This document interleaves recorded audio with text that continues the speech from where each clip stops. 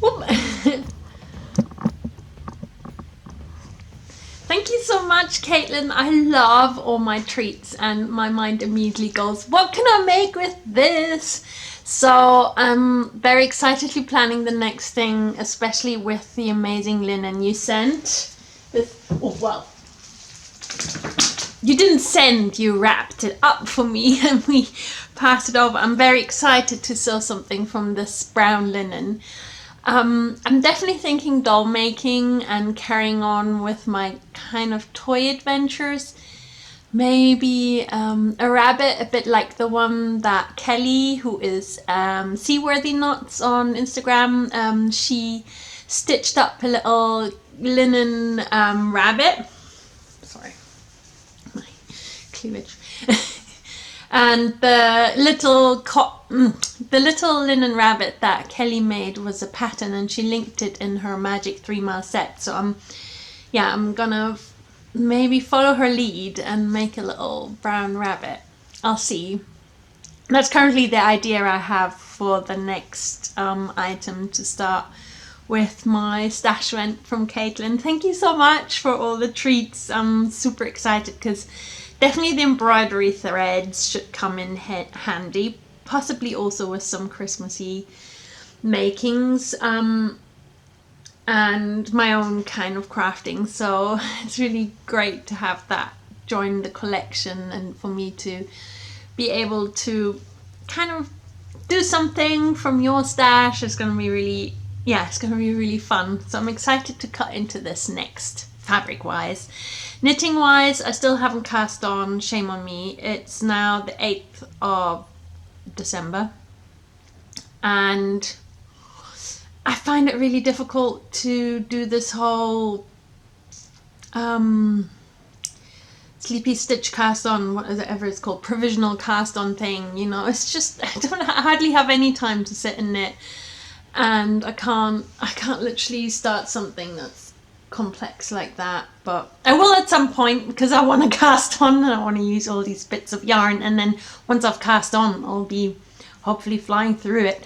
So yeah, watch the space for some knitterly action coming soon, I hope. Fingers crossed.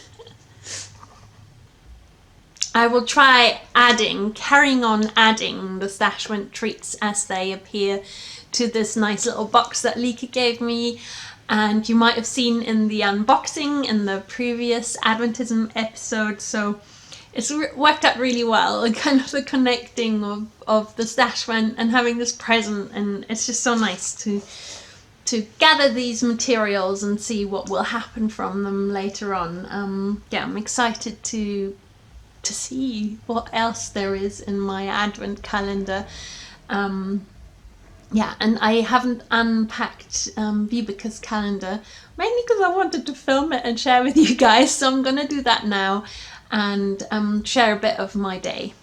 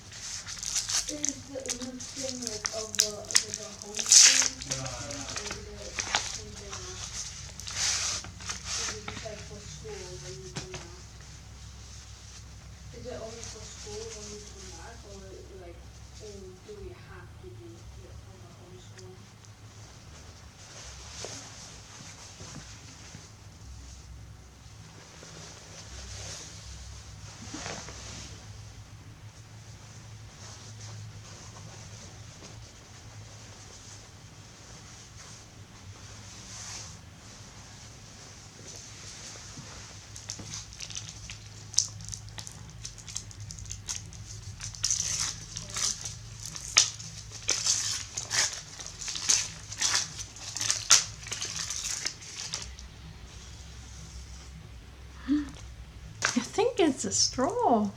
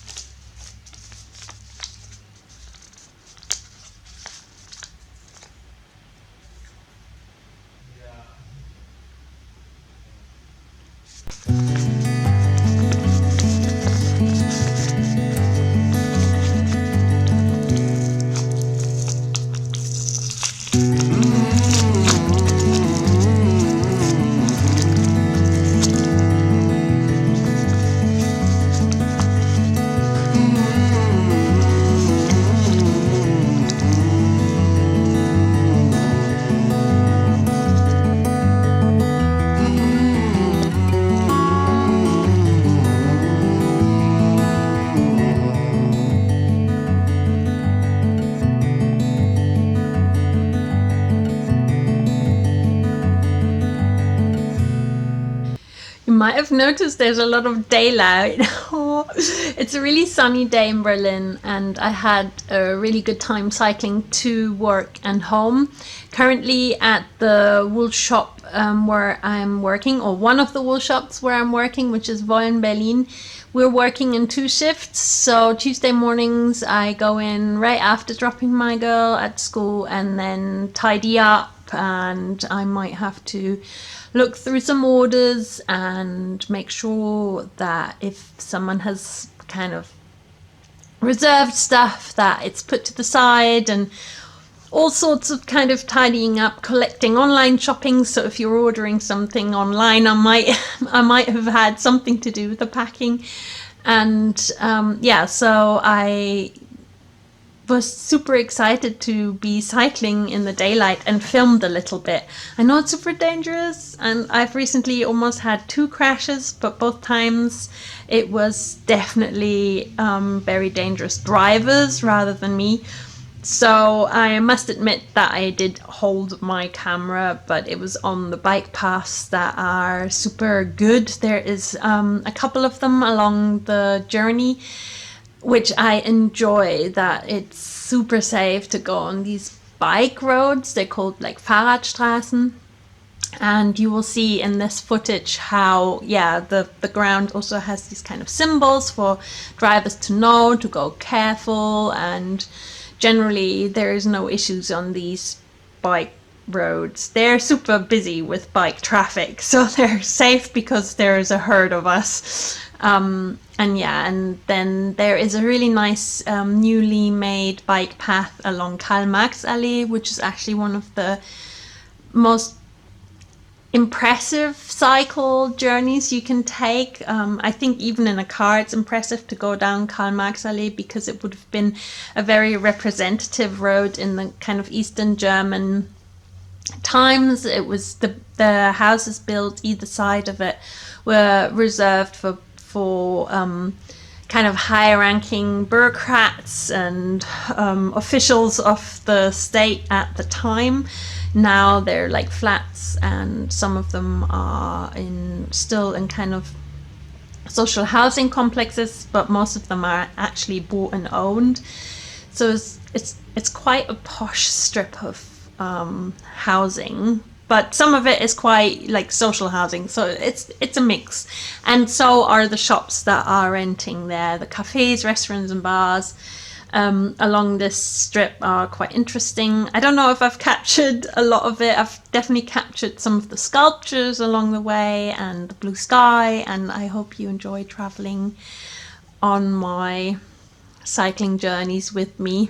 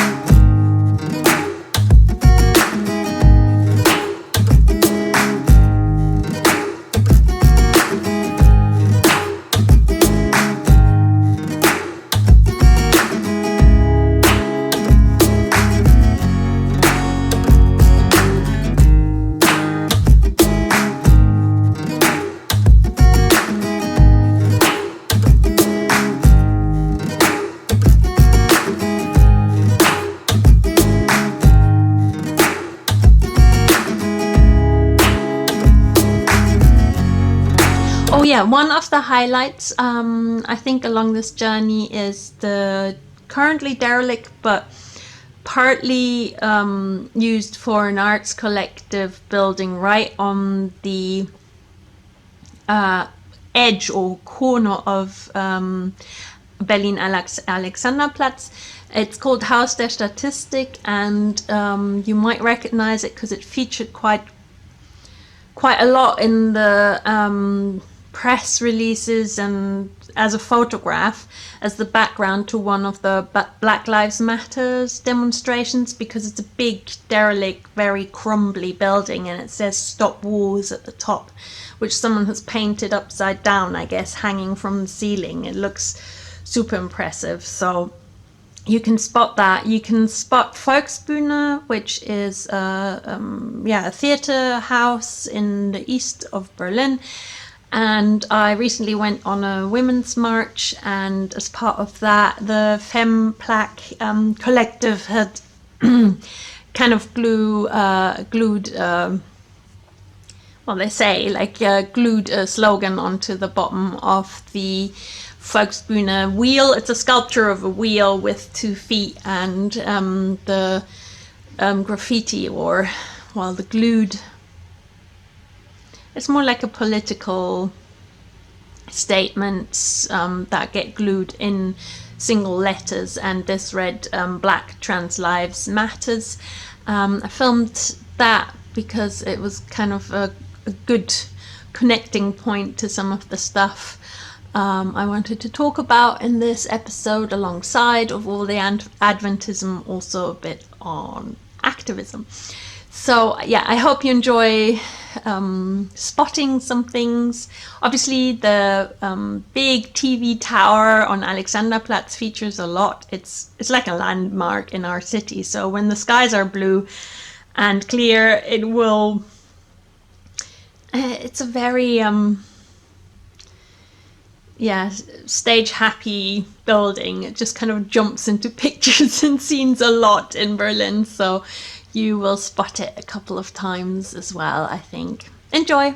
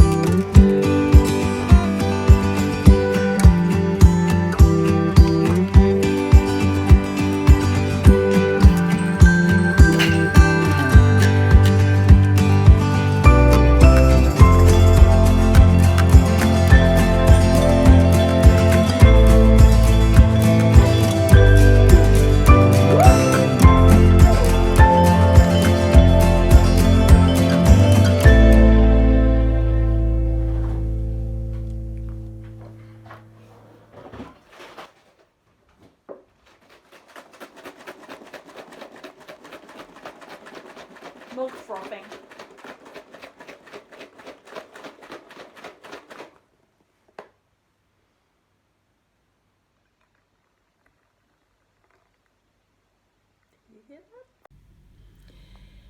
So this is my little unboxing video. I had to change to... Oh, I love that sticker, Fran. I had to change to my mobile phone, and I will do the same for the Stashvent unboxing. I'll just film on my phone because my camera is playing up. And hang on. Inside. Ooh, look at that! Oh, the sweet bear. Hello, you've travelled far. And you're a spinner, friend. You've brought lots of spinning fibres for me. Oh my god, he's so cute, Fran. I love him. So cute. That's gonna be one lucky maker. You're already starting to spin, aren't you? Hello. So this teddy will be going in with all the prizes for the Big Magic 3 mile overall winner, which I'm gonna draw with random number this weekend. So I think tomorrow you'll have a little podcast, a proper normal one, and then whoever wins will have their parcel sent off with all this amazing yarn and treats and maker's goodies. I'm so excited. Thank you, Fran. Thank you so much for my spinning fiber. Oh my god, I've really got to practice, haven't I? Oh gosh. Do you think I can make stuff with this? I'm not sure. I'm not confident in my spinning, but I love that you've shared all the stash fiber with me. Look at this bat. Oh my god.